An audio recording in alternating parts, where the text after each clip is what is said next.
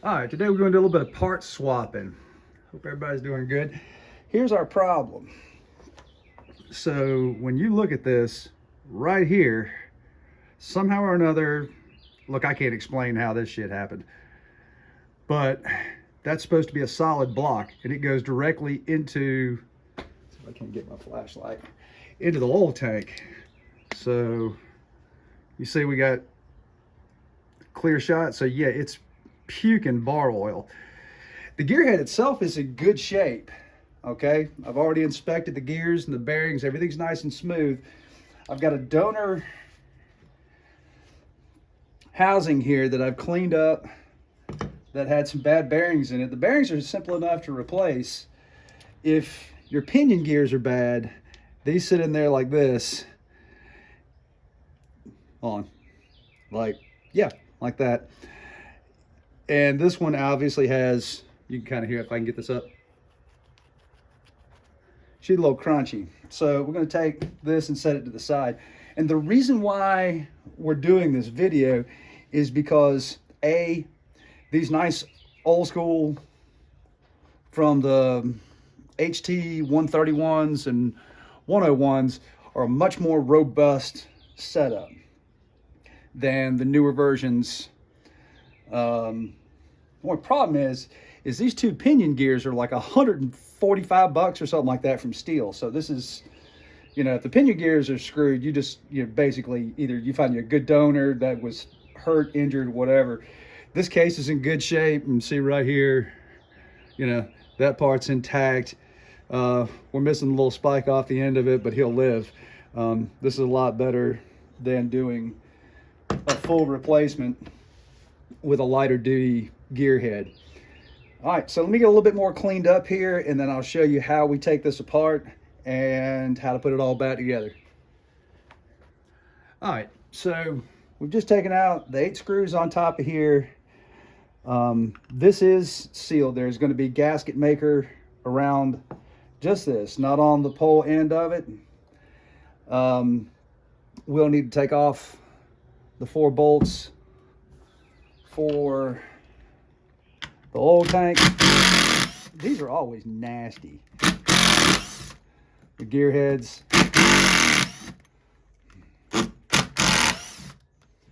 All right. We'll be able to clean these up nicely, get the old gasket maker off here. They are sealed bearings, so nothing can get in. They're pre-greased from the factory. Now, you won't be able to just pluck this gear out of there. See if we can't apply a little. There we go. Now, the older version didn't have anything holding it on. When we put this back together, I've got the old case half. Clean this all up. We're going to run just a light dab of like ultra black Permatex on there, something that's oil resistant. And then on this side, the only thing you'll have to do is just hold that steady. You can use whatever you want.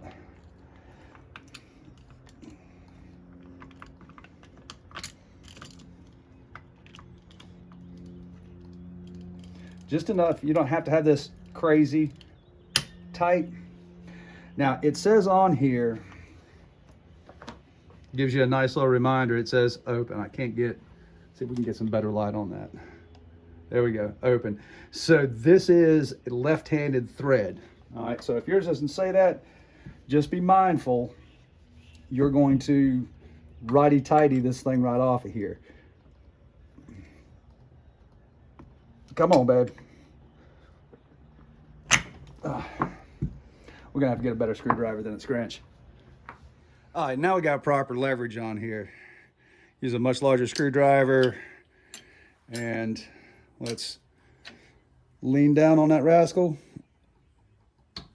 There we go, she's on there. Whoops, come on. Don't let go now. I'm pretty sure there's some thread lock involved with this at the factory. The old one did not. You don't have to watch this part, but you get it. You know, just be prepared to get creative taking this off. Okay, enough of that nonsense. Back to turning chicken shit into chicken salad. This came off, and yes, for sure, there. I don't know if you can see it. There was Loctite in there. Thanks, Stihl, for using red Loctite. And the reason why that's left-handed thread is because as you use it, it tightens itself. So there's absolutely no reason at all to put red Loctite in there. But anyway, that's done. You'll have one more thing to remove, and there's a collar right there. We're gonna slide out, and that has to come out. And now this gear will come that way. We're gonna get everything cleaned back up and ready for assembly and grease. This is really pretty straightforward for pinion gears. So stay tuned. All right, pro tip for you here. You're going to have to seal this area. Let me take you in a little tighter. There we go. All right, that groove right there is going to be part of where you're going to add your Permatex, your gasket maker. This side's smooth. We're going to put a thin application on both sides. Let it set just for a few, and that's how you use this Ultra Black. And then we're going to assemble this. You won't need any past.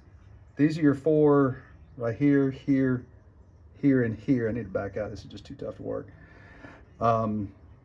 That's where it clamps onto the pole. So you don't need anything here. You just need a thin surface all the way around here and respectively over there as well. Now keep an eye out for, there's your oil screen that kind of filters the crumbs or keeps, that's your oil filter, the bar oil filter. That's the oil tank housing you're seeing right here. This is just pressed in, so keep an eye, it will fall out. Clean. This has been degreased. I mean, I know you can still see some staining and stuff on here. I did scrape it with a straight edge razor blade. And those are just the imperfections in the finish. I'm gonna hit a little bit of it with some Scotch-Brite, not the green stuff, just something real mild, like the red or gray stuff. All right, let me get a nice little thin layer of sealing. And remember, when you use gasket maker, a little bit goes a long way. You know, you're not trying to fill massive gaps. Now, you know, that trough right there needs to be, you know, full, and then just a whisper of gasket maker, okay? All right, I thought this short clip would be really pertinent to this. If you'll look, I actually used my finger and dabbed off the excess. So smear it around as thin as you can. Now this is actually going to have to fill that divot. So you want to go in and see if you can't pack that little divot. Scraping across. Just dabbing. Kind of knocking the excess off. Get that little divot right there filled in. Make sure there's no voids. Kind of tough, it's really tight right there. All right, and once that's done, kind of run your finger across the top, wipe. Here, nice thin, even layer. You know, I mean, this is all going to get squished out, so, you know, you can either leave that thin coat on there now, or you can fool with it afterwards. Clean up what you got on the outside. Let this stuff set up just for a second. Clean up any excess and overages. And again, just, you know, a light dab. Just enough to cover. Clean up your excess. And wipe your hands. All right. Okay. Time for assembly. So, we're going to lay that in. There's just barely enough room to fit this in, and I'm trying to be very careful not to, there we go. That's in there. All this is clean. That lays in. I mean, these are beautifully machined and cut gears. All right, so here's the tricky part. before we put this together, we've got to grease this housing. There's no way to get grease in here. So we're gonna have to be, I wanna make sure this is Mystic grease. I'm a big fan of it. We use this at work and don't have bearing failures. This may not be the perfect grease for this, but again, you don't want any of this grease contaminating your gasket maker. All right. This will just snap down on here. I mean, it's, you know, it's wonderful working on this stuff. I mean, it's such a perfect fit right there. I'd always suggest, you know, starting stuff by hand. I do it real low speed.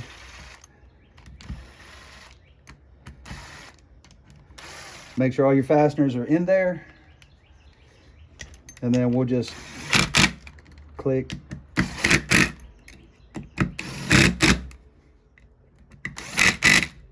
And now, another little pro tip. Once you've squeezed all your excess gasket maker out of here, before you get it on everything else, just go around and clean this up so you don't have ultra black boogers all over everything. And that's all there is. There's no real boogeyman in there. You're more than welcome to do this and not really find this too terribly hard to do. And just for kicks and snickers, we'll slide this together. This goes on first. It's kind of like a spacer, kind of protect. All right, and then the bottom is going to be your dust shield. That orients right over that. Your star drive gear, which rotates. And then you've got a set of compressed washers here. I'm going to need both hands to do that. But what you'll do is put your other washer, and then these compressible washers, if you get screwed up, you've got two that kind of like a pair of cymbals that are scallop shaped. The top two go together like that, and then this one is scalloped that way, and then that goes on there. Hopefully I'll never have to go back in this thing again. This process would be the same. Come on. If you're replacing the bearings, these bearings, while I'm screwing around with this, these are standard size bearings. You don't have to go to Stihl to get these. These are 609s, I think. It's a commonly made bearing, sealed. These are pre-greased on the inside. This is 6,000 2RS. The other one said 609 2RS, and the 2RS is for two radial ball bearings sealed, I'm pretty sure. That's the nomenclature. But anyway, you can match these up. This isn't a fancy proprietary bearing. And then the only thing left to do, like I said, just because that O-ring that seals on here, I'm going to put a thin layer where that O-ring goes, just to make sure we don't have any oil tank leaks. Okay, thanks for watching. All right, I don't know if anybody caught it. While I was trying to put that nut back, or the screw back on, I was trying to tighten it, which is wrong, okay? Left-handed screw, don't forget. So when you back it in, then just grab with your vice grips or whatever on the side of that flat washer, snug it down. It will get tighter. You just want it snug. It'll take care of the rest and kind of self-tighten itself if there's any more oomph that it needs. And again, here you can see I just got super thin layer of gasket maker. You guys don't forget to like, share, subscribe. I hate to plug that shit, but it's what it is. So it's easier while you have this apart to snake in here. And some of you guys may like this feature, some of you guys may hate it, but it's easier to snap in now. Oops. And hopefully that doesn't leak. If not, we'll pop that out and put a new one in. But here's the last little bit of that You're just going to set that down and make sure we're nice and square on there, and put our last 4 screws in, and we'll be ready. Stick around. I'll do part 2, which is actually servicing the Formix power head. This is actually I think it's a 133, so this is the newer style. These were originally, I think, I don't know, these aren't self tappers, but I'm a little bit more leery of these. Anyway, you should always start by hand, and if you're not comfortable with the impact that you're using, then by all means stick to a screwdriver. This housing's made out of magnesium. It won't take anything to booger up those threads. Be gentle. Slow is fast.